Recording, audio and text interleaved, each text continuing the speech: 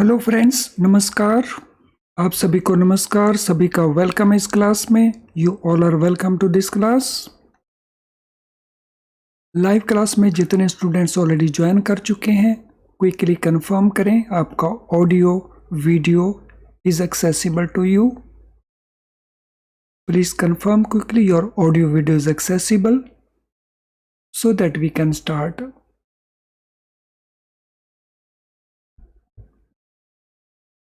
Okay, fine. So we can start the discussion. आज का जो हमारा डिस्कशन है वो module A chapter 1 legal framework जो है BRLB के पेपर का, तो उसके ऊपर हमारा ये डिस्कशन फोकस्ड रहेगा। तो चलिए शुरू करते हैं इस डिस्कशन को। कॉन्स्टिट्यूशन ऑफ बैंक्स, जो बैंकों का लीगल कॉन्स्टिट्यूशन है वो किस तरह का है। Banks in India fall under one of the following categories. So India में जितने भी बैंक्स हैं वो इनमें से किसी एक कैटेगरी में फॉलो करते हैं। तो ये कौन कौन सी कैटेगरीज हैं?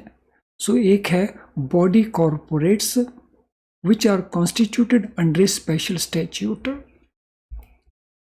तो ऐसे बैंक्स, इनके लिए एक स्पेशल एक्ट है। So special statute means there is a separate act, तो उनके अंतर्गत इनको बनाया गया। फॉर एग्जाम्पल SBI को बनाया गया SBI एक्ट के अंतर्गत। तो ये एक स्पेशल एक्ट है, एक स्पेशल स्टैट्यूट है जिसके अंदर SBI को प्रमोट किया गया, इस्टेब्लिश किया गया। Second category of banks, companies registered under companies act 1956 और कंपनीज एक्ट 2013 और ए फॉरेन कंपनी। सो दूसरी कैटेगरी के बैंक वो हैं जिनका रजिस्ट्रेशन कंपनीज एक्ट में हुआ, तो या इनका रजिस्ट्रेशन आउटसाइड द कंट्री हुआ एज ए फॉरेन कंपनी। तो ये सेकंड कैटेगरी के बैंक्स हैं।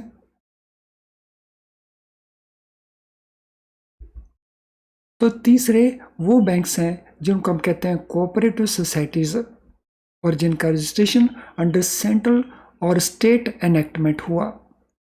वो लॉ या तो सेंट्रल गवर्नमेंट ने बनाया या वो स्टेट गवर्नमेंट ने बनाया, तो उनका जो रजिस्ट्रेशन एक्ट है फॉर कोऑपरेटिव सोसाइटीज, तो उन बैंकों को उसमें क्रिएट किया गया।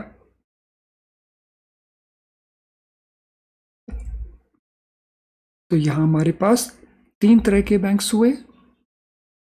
One, created under special act, second, created under Companies Act, and third, created under Cooperative Society Registration Act, either of central government or of a state government. So first, public sector banks other than SBI.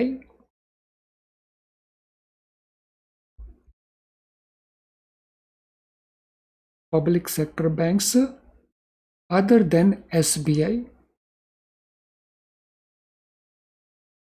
So these public sector banks are constituted under two type of acts. इनको दो acts में constitute किया गया। तो one is banking companies acquisition and transfer of undertaking is act 1970, जिसको some time हम वैसे refer कर देते हैं as nationalisation act.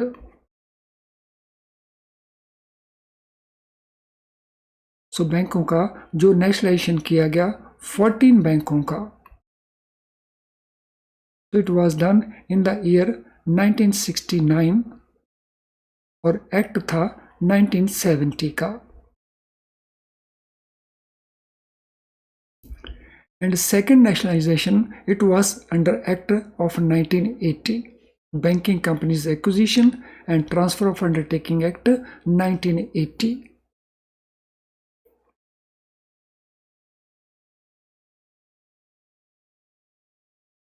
Under Section 3 of these acts, central government nationalized certain banking companies and vested them in newly created statutory bodies, जिनको हम कहते हैं correspondent banks, constituted under these act. तो जो प्राइवेट बैंक थे उनको टेक ओवर किया government ने, So private banks converted into government banks.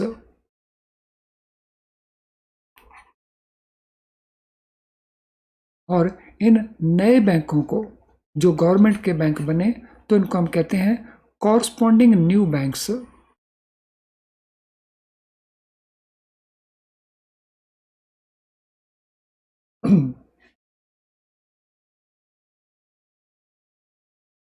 No it mean कुल मिलाकर के 14 प्लस 6 तो 20 बैंक्स थे जिनको नेशनलाइज किया गया.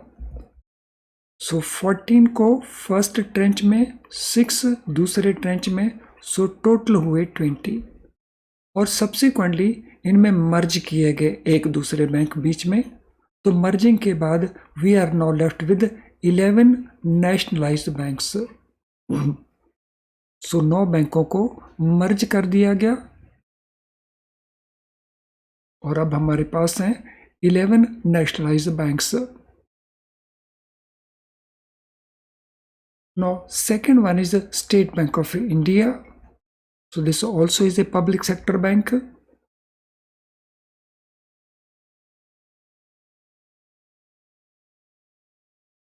This bank was created under SBI Act 1955.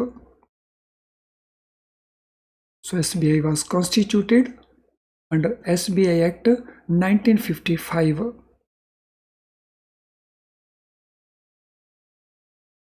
Previously, SBI used to be Imperial Bank of India. So Imperial Bank of India को merge कर दिया गया into State Bank of India. SBI की there were 7 subsidiary companies also. So there were 7 subsidiary banks also. और वो subsidiary bank constitute किए गए थे under SB Subsidiary Banks Act 1959 के मुताबिक. जैसे state bank of Patiala, state bank of Hyderabad, state bank of Bikaner and Jaipur, state bank of Indore, Travancore, Mysore etcetera. So over a time period, these subsidiary banks were merged with parent SBI और ये process complete हो गया था 2017-18 में. तो 7 पब्लिक सेक्टर बैंकों को मर्ज कर दिया गया into SBI and this process was completed by 17-18 financial year.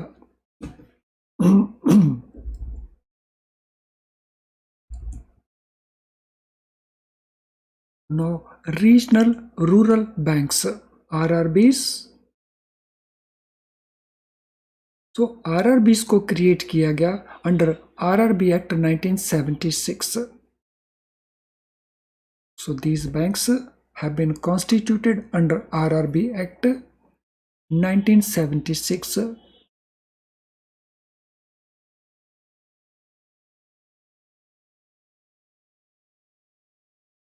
So इन बैंकों को रेगुलेट करता है RRB Act and in addition these are regulated by Banking Regulation Act and RBI Act. तो ये डिफरेंट एक्ट हैं जिनको यूज किया जाता है for regulating these banks.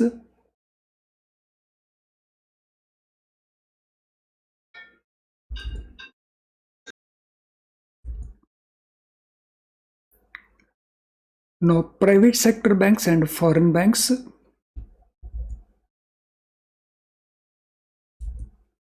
So private sector banks including micro and small finance banks, so they have been created under Companies Act. So Companies Act 1956 में या Companies Act 2013 में, so these have been incorporated. तो most private sector banks जिसमें small finance banks भी आते हैं, payment banks भी आते हैं, तो these are basically companies registered under Companies Act 1956 or 2013 and these have been licensed by RBI to undertake banking business. और जहां तक फॉरेन बैंक्स की बात है, so foreign banks are basically foreign companies and these have been constituted according to their law outside the country. तो foreign companies जो foreign में create की गई, फॉरेन में रजिस्टर्ड हैं वो according to the law in the respective country, तो उनको हम कहते हैं फॉरेन बैंक्स।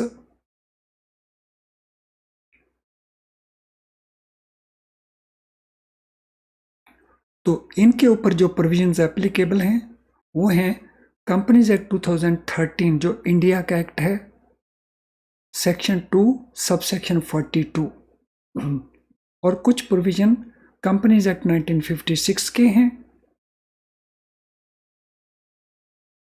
और ये डिफरेंट सेक्शंस हैं कंपनीज एक्ट 1956 की सेक्शन 591 एंड कंपनीज एक्ट 2013 की सेक्शन 379। सो इनको हम कहते हैं foreign banks. All foreign companies treated as foreign banks which transact banking business in India are governed by Banking Regulation Act also and RBI Act also regarding their banking business. So जितने भी foreign banks हैं उनके ऊपर applicable होता है banking regulation act as well as RBI act उनके banking business के लिए।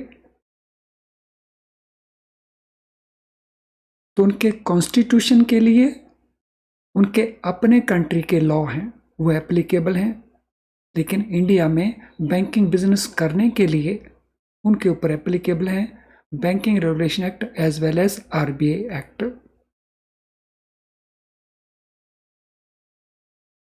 Friends, before we proceed further, तो दिस इज इंपॉर्टेंट इंफॉर्मेशन जो आपको देना इंपॉर्टेंट है। तो वीडियो लेसन यूज करके आप कॉन्सेप्ट्स को अंडरस्टैंड करते हैं और कंसेप्ट को टोटल क्लैरिटी के साथ अंडरस्टैंड करने के लिए आप केस स्टडीज को यूज करते हैं। सीआईबी के एग्जाम में केस स्टडीज का एक बहुत इंपॉर्टेंट रोल होता है और केस स्टडीज के वीडियो लेसन्स और ओरिजिनल कंटेंट के वीडियो लेसन्स बेस्ट क्वालिटी को आपको मिल जाते हैं हमारी ऐप के अंदर at a very low price. तो अगर आपने इन वीडियोस को अभी तक यूज नहीं किया, पर्टिकुलरली केस स्टडीज को, बिकॉज सीआईबी में ऐसा देखा गया है कि जब आप केस स्टडीज नहीं करते तो मिनिमम मार्क्स को लेना, पासिंग मार्क्स को लेना एक बहुत डिफिकल्ट टास्क बन जाता है। इसीलिए केस स्टडीज का बहुत इंपॉर्टेंस है सीआईबी के एग्जाम में इन ऑल द पेपर्स। तो हमारी ऐप है, इस ऐप में आप इनका बेनिफिट ले सकते हो। चलिए अब आगे चलते हैं। नाउ कोऑपरेटिव बैंक्स, तो नेशनलाइज्ड बैंक्स हुए, एसबीआई हुआ, प्राइवेट सेक्टर बैंक्स हुए, आरआरबीज हुए, फॉरेन बैंक्स हुए, और अब हम बात करेंगे कोऑपरेटिव बैंकों की।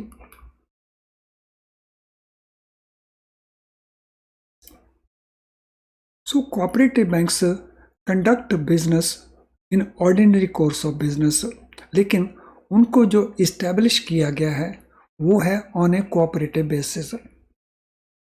ए cooperative bank conducts ordinary banking business, लेकिन इसका जो इस्टेब्लिशमेंट है that is on A cooperative basis. So this means they are registered as cooperative society. उनको रजिस्टर किया गया है as a cooperative society. If a cooperative bank is operating in more than one state, then central act उसके ऊपर applicable होगा। तो हमारे पास यहाँ पे दो तरह के कोऑपरेटिव बैंक्स हैं, तो those which operate in one state and secondly those operate in more than one state.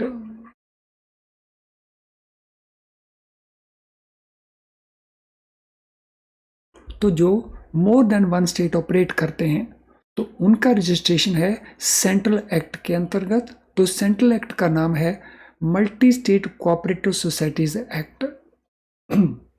तो ये सेंट्रल गवर्नमेंट का एनेक्टेड एक्ट है, multi state cooperative societies act.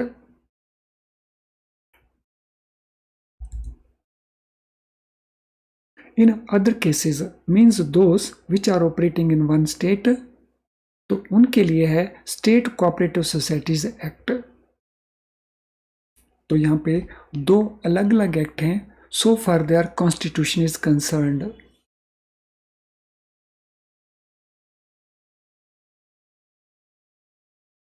Banking law application to cooperative societies act 1965।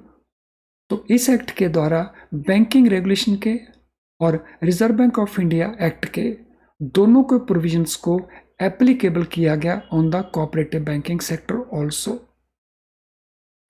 तो ये एक special law pass किया गया, banking law application to cooperative societies act 1965। तो इसके बेसिस के ऊपर बैंकिंग रेगुलेशन एक्ट के प्रोविजन और reserve bank of India act के कुछ प्रोविजंस उनको एक्सटेंड किया गया to the cooperative banking sector also. So this means जो उनका मैनेजमेंट पार्ट है कोऑपरेटिव बैंकों का या उनका ऑर्गेनाइजेशन पार्ट है, तो that depends upon the central act और द स्टेट एक्ट। लेकिन जहाँ तक उनकी बैंकिंग एक्टिविटीज़ की बात है तो that is regulated by banking regulation act and reserve bank of India act.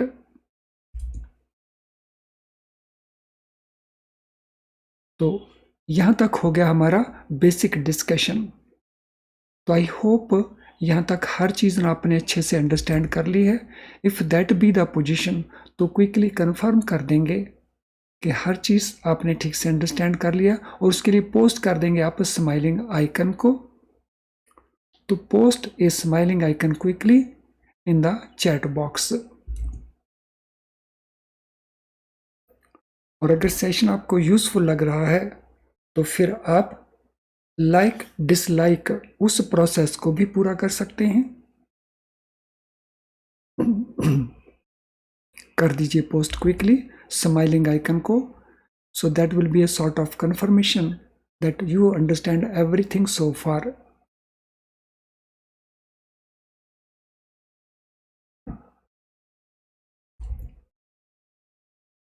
तो अब हम इसके बेसिस के ऊपर जो क्वेश्चंस बनते हैं उनको डिस्कस करते हैं। सो जो कुछ भी आज के सेशन में हमने लर्न किया उसके बेसिस के ऊपर कोशिश करें कि क्वेश्चन के आंसर आप आउट ऑफ मेमोरी दें। लेकिन जहां मेमोरी से आप रिकॉल नहीं कर सकते तो फिर आप अपने नोट्स को भी देख सकते हैं। What are categories under which banks in India fall? कौन कौन सी कैटेगरीज हैं जिनके अंदर बैंक्स फॉल करते हैं इंडिया के अंदर? तो ये कैटेगरीज दी हुई हैं, तो आपको पिकअप करना है कौन कौन सी कैटेगरीज में ये बैंक्स फॉल करते हैं। So read all options carefully and then try to answer.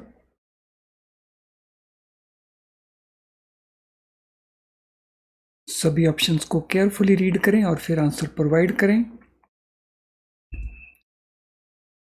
Body corporates constituted under special statute, ये तो हैं। Companies registered under companies act, ये भी हैं। Cooperative societies registered under central और स्टेट एक्ट, ये भी हैं। So this mean our answer will be all the above for the first question. Second question, how are public sector banks other than SBI constituted?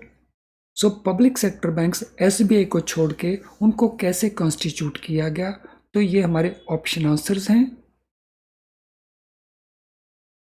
Under banking companies acquisition and transfer of undertaking act 1970 and 1980, या SBI act 1955, या regional rural banks 1976, या companies act 1956।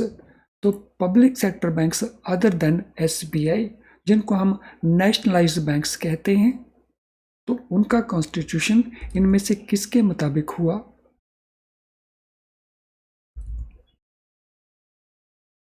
तो it is under 1970 act and 1980 act, यानी option A is the right answer. चलिए question 3 के ऊपर चलते हैं। How was SBI constituted? SBI को कैसे कॉन्स्टिट्यूट किया गया? तो ये डिफरेंट हमारे पास ऑप्शंस हैं, under SBI act, under companies act, under RRB act और अंडर नेशनलाइजेशन एक्ट, जिनका पूरा नाम है banking companies acquisition and transfer of undertakings act. तो कॉन्स्टिट्यूशन ऑफ एसबीआई इनमें से किसके अंतर्गत हुआ? वेरी इजी क्वेश्चन, बहुत आसान सा क्वेश्चन है, बड़ी आसानी से आप आंसर दे सकते हैं। तो answer here is state bank of India act. What act governs RRBs in India? India में आरआरबीज को कौन सा एक्ट गवर्न करता है? सो 1970-1980 का nationalisation act, state bank of India act, companies act 1956 या आरआरबी एक्ट 1976। तो कौन सा एक्ट गवर्न करता है आरआरबीज को? रीजनल रूरल बैंक्स को। Once again very easy question, बड़ी आसानी से आप इसका आंसर दे सकते हैं।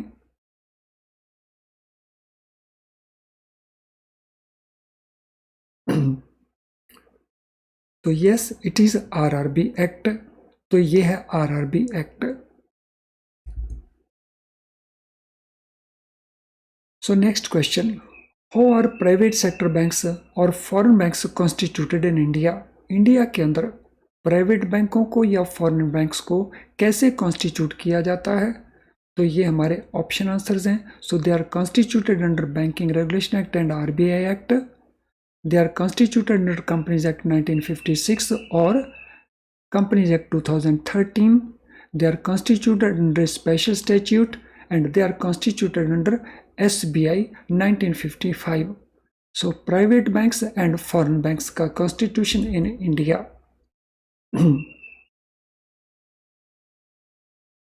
Question number 4. So ये serial number repeat हो गया है. It should be question number 5, but it does not matter.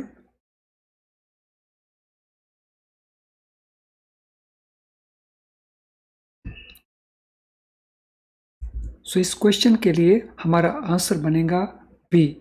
So they are constituted under companies act 1956 और 2013। लेकिन फॉरेन बैंक्स जो हैं इनका ओरिजिनल कॉन्स्टिट्यूशन हुआ है outside the country according to law applicable in that country. What is a cooperative bank?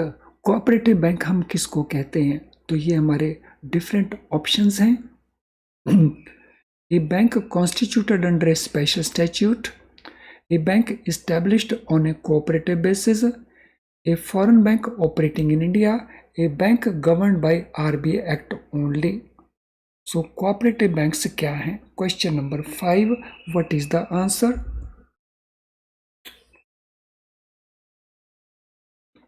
Question number 5 के लिए answer क्या है?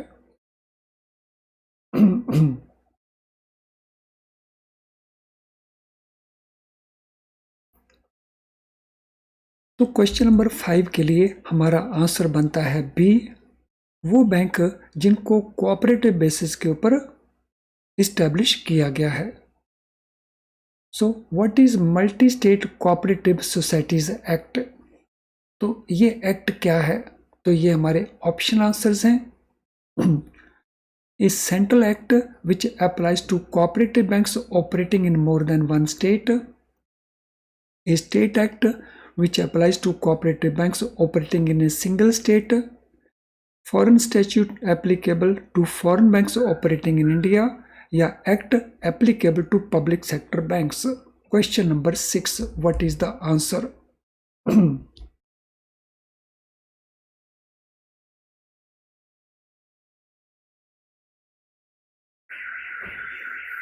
So question number 6, what is the answer?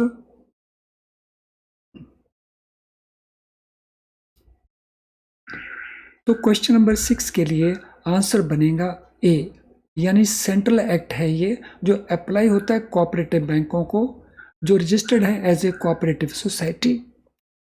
Which of the following is not a category under which banks in India fall. इनमें कौन सी वो category नहीं है जिसमें बैंक्स फॉल नहीं करते। Body corporates constituted under special statute, company registered under companies act 1956 और 2013 और a foreign company, trust registered under trust act और cooperative society registered under central और state enactment.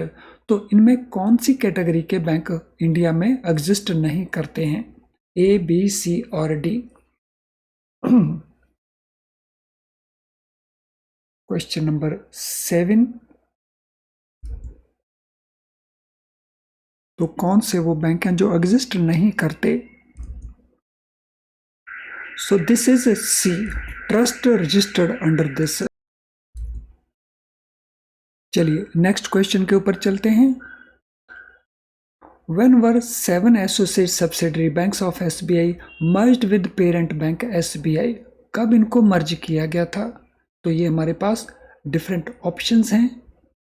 When were 7 associates और subsidiaries, इनका completion हुआ था। तो इसमें से कुछ मर्ज पहले हो गए थे, कुछ मर्ज बाद में हुए, तो इनका कंप्लीशन कब हुआ। So that is the question.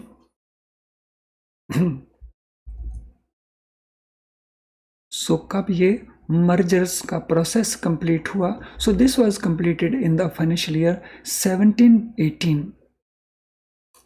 Which of the following is not applicable to foreign banks operating in India. India में जो फॉरेन बैंक ऑपरेट करते हैं उनके ऊपर इनमें से क्या एप्लीकेबल नहीं है। तो चलिए देखते हैं हमारी ऑप्शंस क्या क्या हैं। Banking regulation act, companies act 56 और 2013, आरबीआई एक्ट या नन ऑफ दीज। तो इनमें से कौन सा एप्लीकेबल नहीं है to foreign banks operating in India.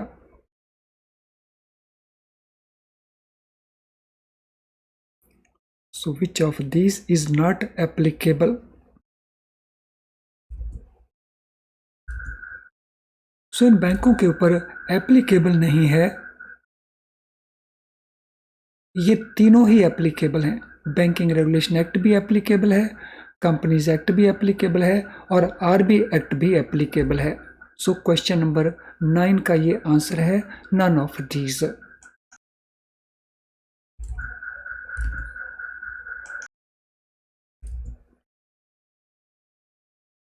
Which act was introduced in Parliament in 2020 to increase powers of Reserve Bank of India to regulate cooperative banking better? तो कौन सा एक्ट 2020 में पार्लियामेंट में पास किया गया जिसमें आरबीआई की पावर्स को इंक्रीज किया गया in relation to regulating cooperative banking sector. तो ये हमारे डिफरेंट ऑप्शंस हैं। तो कौन सा एक्ट इसमें पास किया गया। बहुत आसान सा क्वेश्चन है। अगर हम क्वेश्चंस की ऑप्शंस को देखें तो एक ही एक्ट है जिसमें 2020 हमें नजर आता है, तो दैट इज ऑप्शन सी। तो option C is our answer. तो चलिए लास्ट क्वेश्चन के ऊपर चलते हैं।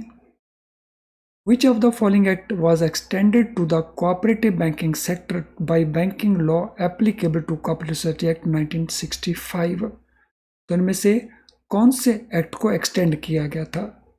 बैंकिंग रेगुलेशन एक्ट के ऊपर, reserve bank of India act के ऊपर या दोनों के ऊपर या इनमें से कोई भी नहीं। तो ये particular act banking law application to cooperative societies act 1965, तो इसको एक्सटेंड किया गया कोऑपरेटिव बैंकों के ऊपर एप्लीकेबल होने के लिए थ्रू दिस एक्ट। वो 2 एक्ट या 3 एक्ट कौन कौन से थे, तो दोनों में ही उसको अप्लाई किया गया। तो provisions of banking regulation act and provisions of RBI Act, so these were extended to cooperative banks। और ये अमेंडमेंट हुआ था इस एक्ट के थ्रू जब इसको एक्सटेंड किया गया। चलिए फ्रेंड्स, आज की क्लास को हम यहीं पे वाइंड अप करेंगे। आज की क्वेश्चंस क्लास के साथ रिलेटेड अगर आपका कोई क्वेश्चन है तो इस वीडियो के कमेंट बॉक्स के अंदर आप उस क्वेश्चन को टाइप कर सकते हैं। इसके अलावा अगर आपकी कोई जनरल क्वेरी है तो उसे आप यहाँ पे पोस्ट कर सकते हैं हमारे ईमेल आईडी के ऊपर, या हमारी ऐप का जो मैसेज बॉक्स है, तो हमारी ऐप के मैसेज बॉक्स में भी आप अपना मैसेज पोस्ट कर सकते हैं। हम आपके क्वेश्चन को सूटेबली आंसर करेंगे और कोशिश करेंगे आपकी हेल्प करें। चलिए अब आज का ये सेशन वाइंड अप करें। Thank you friends, all the best.